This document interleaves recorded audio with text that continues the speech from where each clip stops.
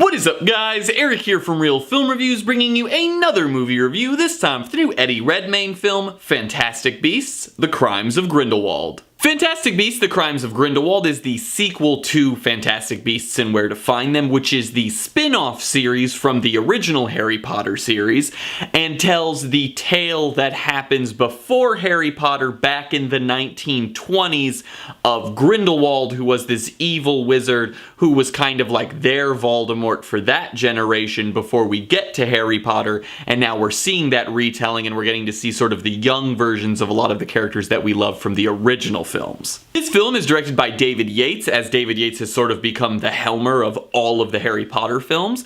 It stars Eddie Redmayne, Johnny Depp, Jude Law, Catherine Waterstone, and Dan Fogler. Now, the plot of this film does have spoilers for the first Fantastic Beasts film, so if you have not seen the first, I probably wouldn't recommend watching this review because it will spoil that first film for you.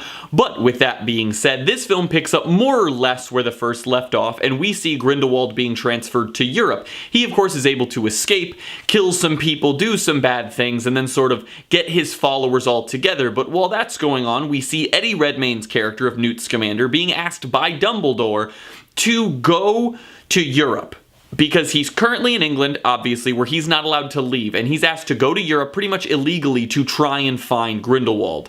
But it's this tough situation because Newt doesn't know what to do because his brother is an aura, and that's really all I'll say for the general plot because there's a whole bunch more I could get into, but that's sort of baseline what's going on. Now, performance-wise, I'm a big fan of Eddie Redmayne, even if I don't think he should have beaten Michael Keaton for the Oscar, and seeing Michael Keaton put his Oscar speech back in his pocket is like the saddest thing in the world to me.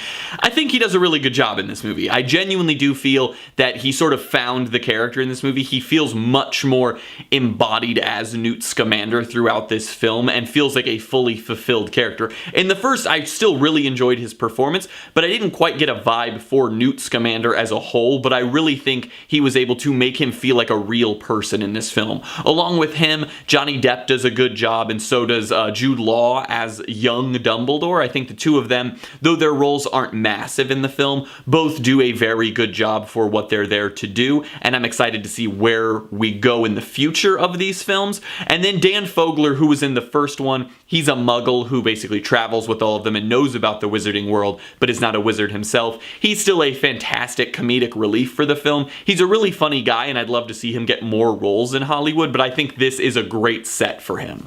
The film obviously has great special effects all the way through. All of the duels and magic look fantastic, and then pretty much all of the creatures that we get to see, because even though this film isn't about the creatures like the first one was, there are obviously still a ton of different magical creatures that we get to see throughout it, and they all obviously participate in different acts with Newt Scamander, and it's very fun and entertaining. We get to see new ones, we get to see ones that we already saw in the original play an even bigger role, and I just think that the creatures are a very fun aspect to these films, because in the Harry Potter movies, we obviously got to learn about magical creatures, but not to the extent that we do in these films. And that's pretty much everything good I have to say about the film. There are a lot of issues with this movie to me.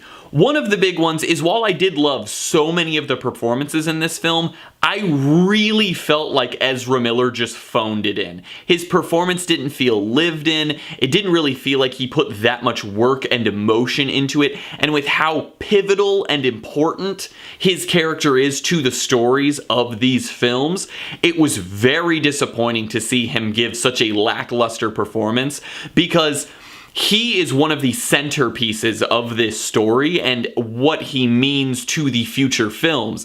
And I think the fact that his performance was just so weak and so bland to me made it so it really dragged the rest of the plot, especially the plot that he's involved in, down a lot. However, the biggest issue with this film, and I think it's the issue that pretty much everyone who saw this movie has been hinting on or just straight up pointing out, is the fact that it is a mess. This movie is a jumbled scene-to-scene mess that's just throwing so many things at you at once and is expecting you to just forget about the fact that it's not making a cohesive film whatsoever.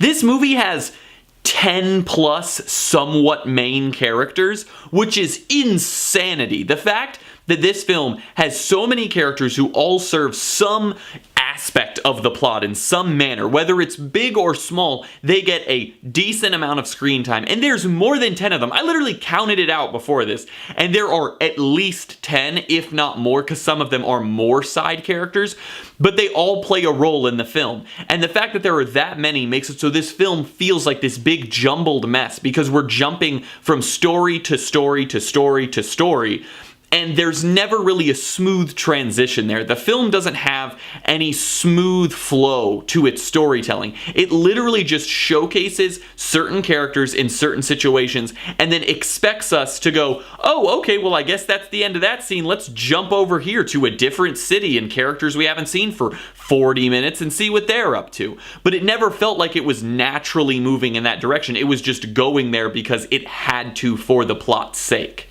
There's so many subplots and side characters and different things going on, and when they all combine, it doesn't really feel like we're watching anything cohesive. It feels like we're seeing a ton of new characters be introduced, a ton of new subplots, a ton of new story elements, and all of these things get put together into something that ends up feeling like a filler episode of TV. This doesn't feel like a full-fledged film. This feels like a filler film that was put in to introduce all of these new story elements that we will see play out in future films, but this one itself served almost no purpose. I'm gonna give Fantastic Beasts: The Crimes of Grindelwald a C-. If you're a fan of the Harry Potter universe, you will have fun with this film. I had fun with this film, but just because it's fun doesn't mean that I can overlook all of the flaws with the filmmaking throughout it. This movie had a lot of issues, and I think in all honesty, it's the weakest Harry Potter related product that we've probably ever gotten. Well guys, as always, I'm Eric. If you enjoyed this video, please do like, subscribe, comment down below what you thought of Fantastic Beasts: The Crimes of Grindelwald, share everything we do here on Real Film Reviews, and hope to see you guys later.